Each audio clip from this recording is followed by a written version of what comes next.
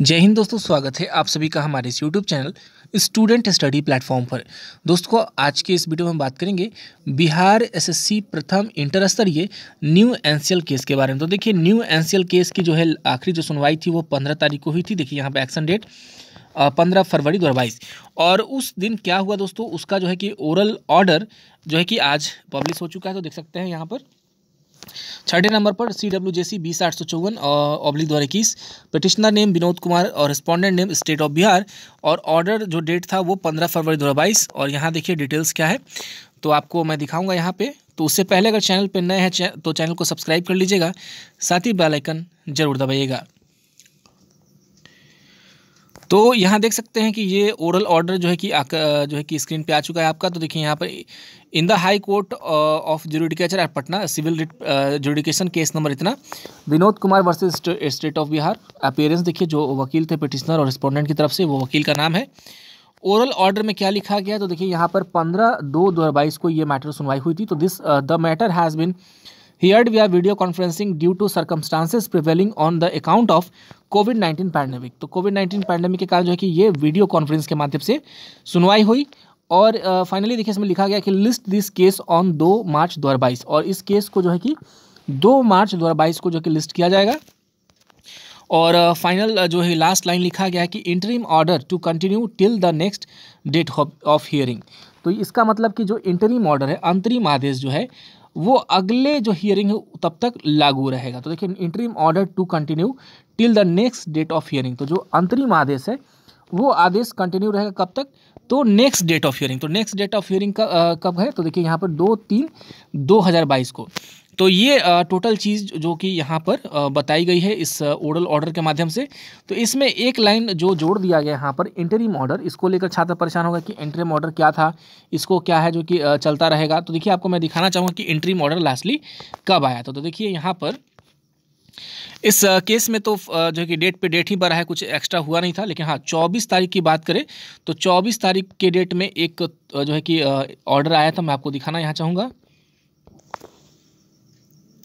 तो यहाँ देख सकते हैं कि ये जो है कि इंटरिम ऑर्डर की बात करें तो 24 तारीख को ही एक जो है कि सुनवाई हुई थी। सुनवाई में थोड़ा सा जो है कि यहाँ पर जो है कि जो जस्टिस थे उन्होंने अपना जो है कि कुछ आदेश दिया था। देखिए आशुतोष कुमार जी जो जस्टिस थे उन्होंने अपना एक डिसीजन दिया था। तो ये लास्ट लाइन में देखिए ये सारा चीज़ जो है डिसीजन है, आपको मैं एक बार दिखा दूँ।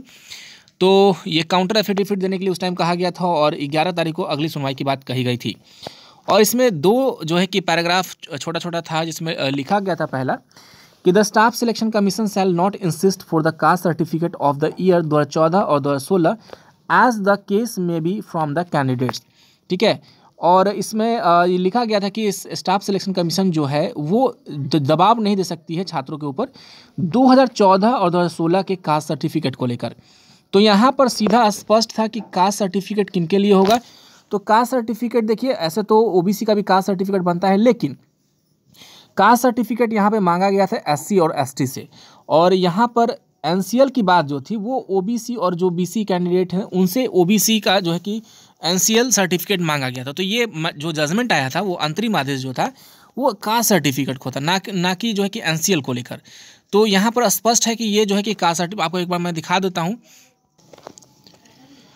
तो यहाँ देख सकते हैं कि 7 तारीख को जो बिहार कर्मचारी चयन आयोग ने जो नोटिस जारी किया था उसमें स्पष्ट तौर पे कहा था, यहाँ पर देखिए जिसके कारण केस हुआ था। और वो केस हुआ था यहाँ 2 चीज़ को लेकर। देखिए एक तो पहला था कि अनुसूचित जाति जनजाति के अभ्यर्थियों के लिए निर्गत जाति प्रमाण पत्र आवेदन प्राप्त की अंतिम तिथि 31/10/14 और 13/3/16 जो भी लागू हो तक का ही मान्य होगा। यानी कि अनुसूचित जाति जनजाति का जो निर्गत जाति प्रमाण पत्र यानी कि कास्ट सर्टिफिकेट, इसके लिए इनके लिए जो है कि ये ऑर्डर पास हुआ था। ठीक है, ऑर्डर जो पास हुआ था 24 तारीख को वो SC ST के लिए पास हुआ था। और देखिए पिछड़ा एवं अत्यंत पिछड़ा वर्ग के अभ्यर्थियों के लिए क्रीमी लेयर रहित प्रमाण पत्र आवेदन प्राप्त करने की अंतिम तिथि 31/10/14 और 2016 की जो भी है। तो ये ओबीसी और ईबीसी जो भी कैंडिडेट्स हैं BC EBC के, उनसे क्रीमी लेयर रहित प्रमाण पत्र मांगा गया। और जो कास्ट सर्टिफिकेट की बात थी वो कास्ट सर्टिफिकेट SC ST के लिए था। तो यहाँ पर देखिए आपको मैं, तो यहाँ स्पष्ट लिखा था कि जो यहाँ देखिए the staff selection commission shall not insist the caste certificate for, तो यहाँ पे कास्ट सर्टिफिकेट लिखा था, तो जो यहाँ पर अगर एनसीएल लिख देता तो बात ही खत्म हो जाती, जोर नहीं दिया जाता एनसीएल वालों के लिए। तो ये स्पष्ट था अंतरिम आदेश जो SC ST के लिए था। SC ST से कोई कास्ट सर्टिफिकेट जो है कि 14 और 16 के लिए स्पेशल नहीं मांगा जाएगा, 14 के पहले का ही होना चाहिए, 16 के पहले, ये चीज़ SC ST के लिए था।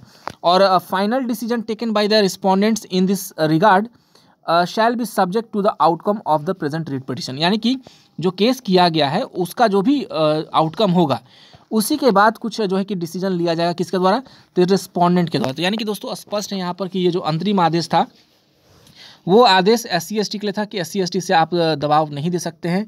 और मतलब कि आदेश तो SC ST के लिए भी था, OBC के लिए था, लेकिन OBC BC जो कैंडिडेट्स हैं BC EBC उनसे NCL मांगा गया था और SC ST से मांगा गया था जाति प्रमाण पत्र। तो यहाँ पे ये लागू हो रहा है स्पेशली फॉर SC ST, और यहाँ पर OBC BC के लिए यहाँ पर NCL का मैटर था, तो यहाँ पर ये चीज़ लागू नहीं हो रहा है।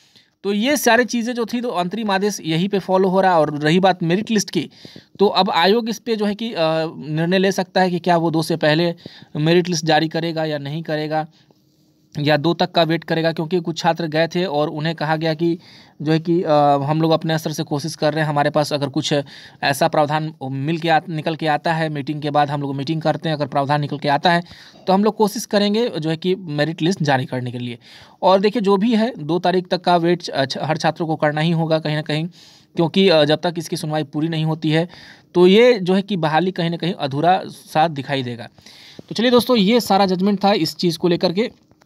और फाइनली अब हम यही कहेंगे कि आने वाले दिनों में बस अब छात्र कर भी क्या सकते हैं, तो फाइनली वेट कर सकते हैं। क्योंकि हम लोगों ने भी देख लिया है कि 17 तारीख का डेट रखा गया, सब छात्र जो है कि कहें कि हम आ रहे हैं, लेकिन आए कितने लोग, तो 100 लोग आए सुबह में और शाम होते होते मात्र 35-40 लोग रह गए थे। तो ऐसे रिजल्ट नहीं आ सकता है, ऐसे मेरिट लिस्ट की इंतज़ार जो आप कर रहे हैं ऐसे कभी नहीं निकलने वाला है। क्योंकि आप लोग घर में बैठ कर के सोचते हैं कि हमारा काम तो वो यूट्यूबर कर दिया, वो लड़का कर दिया, हम लोग तो बस न्यूज़ देखने के लिए। तो न्यूज़ देखने के लिए आप लोग न्यूज़ देखते रहिए, ज़िंदगी में आप लोग न्यूज़ ही देखिएगा, दूसरे के भरोसे रहिएगा। आपका काम कोई दूसरा नहीं कर सकता है। अगर आपको भूख लगी है तो खाना भले कोई और बना देगा, लेकिन खाना आप ही को है। तो कहीं ना कहीं रास्ता अगर कोई आपको दिखा रहा है तो चलना आप ही को है, ठीक है। तो कम से कम अगर आपको मेरिट चाहिए या जो भी, जैसे देखिए अगर मेरिट चाहिए तो आपको अपने से लड़ना होगा, आयोग आना होगा, आयोग से मांग करनी होगी, तभी जा करके आयोग को लगेगा कि नहीं हाँ छात्र सही में प्रताड़ित हैं, परेशान हैं। अगर वैसे तो आयोग को ऐसा ही लगता रहा है पिछले 14 से लेकर अभी तक कि भाई छात्र तो ऐसे ही सोए हुए हैं, सोने दो इनको, फिलहाल जो चल रहा है चलने दो। तो इसको थोड़ा सा अवॉइड करना है आप लोगों को, थोड़ा सा अपने में थोड़ा सा लाना है उस चीज़ को, मतलब कि अब मैच्योरिटी को, कि अगर आपको जो भूख लगी है, नौकरी की जो भूख है उसको लेकर अगर भूख को मिटाना है तो आगे बढ़ना होगा। तो चलिए दोस्तों, आज के लिए बस इतना ही। आप सभी का धन्यवाद।